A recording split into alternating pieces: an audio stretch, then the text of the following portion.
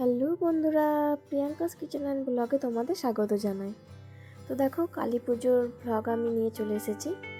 তো কালী পুজোতে আমরা প্রথমে রেডি হয়ে পড়েছিলাম, তারপর বাড়িতে প্রদীপ ক্যান্ডেল সব কিছু জ্বালিয়ে তারপর আমরা ঠাকুরের পুজো দিতে আমরা বেরিয়ে পড়েছিলাম। তো আমরা যেখানে থাকি সেখানে সামনেই দুটো মন্দির ছিল, সেখানে আমরা পুজো দিয়েছিলাম প্রথমে এই মায়ের মন্দিরে দিয়েছিলাম। তো পুজো দিতে দিতে কিন্তু আমাদের অনেক লেট হয়ে গিয়েছিলো, যেহেতু আমাদের দূরেও যাওয়ার ছিল, মানে বীরভূমে লোবা মায়ের মন্দির যাওয়ার ছিল।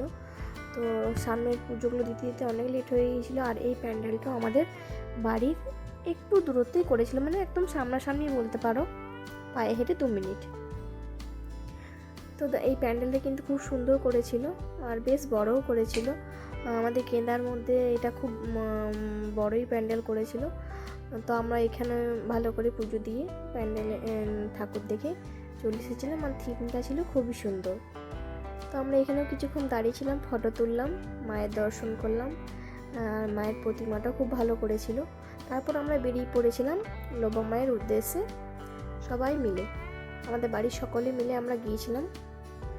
আর যেহেতু আমরা আগেই বললাম সামনাসামনি পুজো দেওয়া ছিল, তো সেই জন্য আমাদের অনেক লেট হয়ে গিয়েছিলো বাড়ি থেকে বেরোতে। আর মোটামুটি 9টা সাড়ে 9টার সময় আমরা বাড়ি থেকে বেরিয়েছিলাম। আর সেদিন এত ভিড় ছিল যে গাড়ি ঢোকারও জায়গা ছিল না, প্রচুর ভিড়।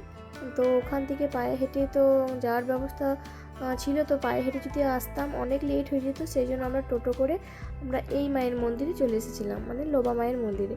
এই মা কিন্তু খুব জাগ্রত মা, সকলের মনস্কামনা পূরণ করেন। আপনি ভক্তি ভরে মায়ের কাছে যেটাই চাইবেন সেটাই আপনারা পাবেন। খুবই ভালো। আর এই মায়ের মূর্তি সারা বছর দেখতে পাওয়া যায় না, এই কালী পুজোর সময় এই মায়ের মূর্তিটা বানানো হয়। এমনকি যখন আমরা গিয়েছিলাম তখনও কিন্তু মাকে সাজানো হচ্ছিল, মানে 8টা 7টার সময় তো মায়ের রং করা হয়, প্রতিমাটা রং করা হয়। তারপর ভালো করে সাজিয়ে যখন রং কমপ্লিট করা হয় তারপর ওনাকে চাপানো হয় ওই মন্দিরের ওপরে।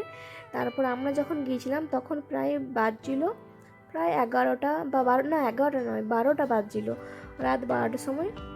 আর দেখো এখানে কত লোকের ভিড়, আর এখানে সামনে একটা ফাংশনও হচ্ছিল, তাই সবাই সেটাই দেখছিল।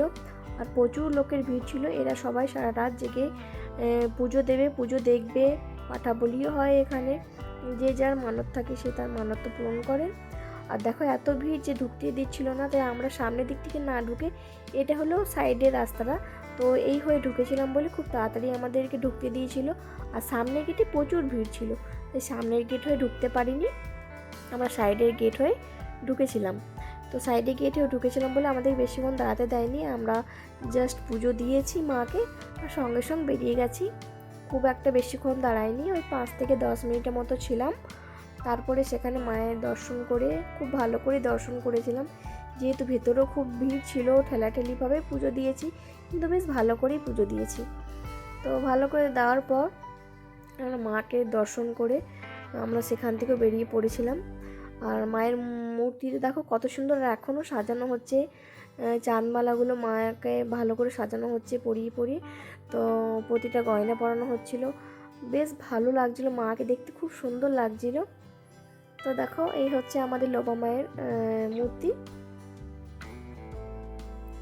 তো দেখো এবার আমরা কিন্তু এখান থেকে বেরিয়ে পড়ব। আর এখানে দেখো কত লোক এখানে বসেও আছে ভেতরে, আর অনেকে লোক পুজোও দিচ্ছিল। তো তোমরা যারা যারা লোবা মায়ের দর্শন করতে আসোনি, একবার এসে দেখবে মায়ের কাছে তোমরা যেটাই চাইবে মা কিন্তু 2 হাত করে সবাইকে দেয়, কখনো কাউকে ফেরায় না।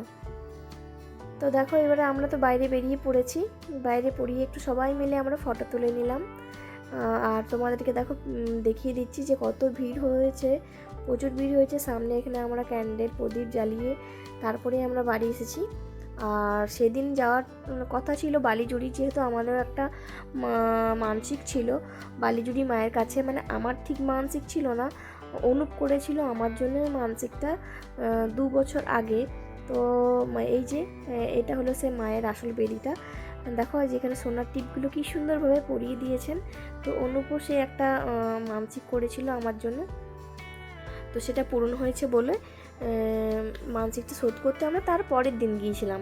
ছিল তো কথা নবমায়ের মন্দির থেকে আস্তে আস্তে আমাদের 2টো বেজে গিয়েছিল বাড়ি, তাই আমরা সেদিন আর যাইনি। তার পরের দিন সকালেই গিয়েছিলাম, মানে নবমী পুজোটা একবারে দিয়ে মায়ের মন্দিরে মানসিক পূরণ করে তারপরে আমরা বাড়ি ফিরেছি।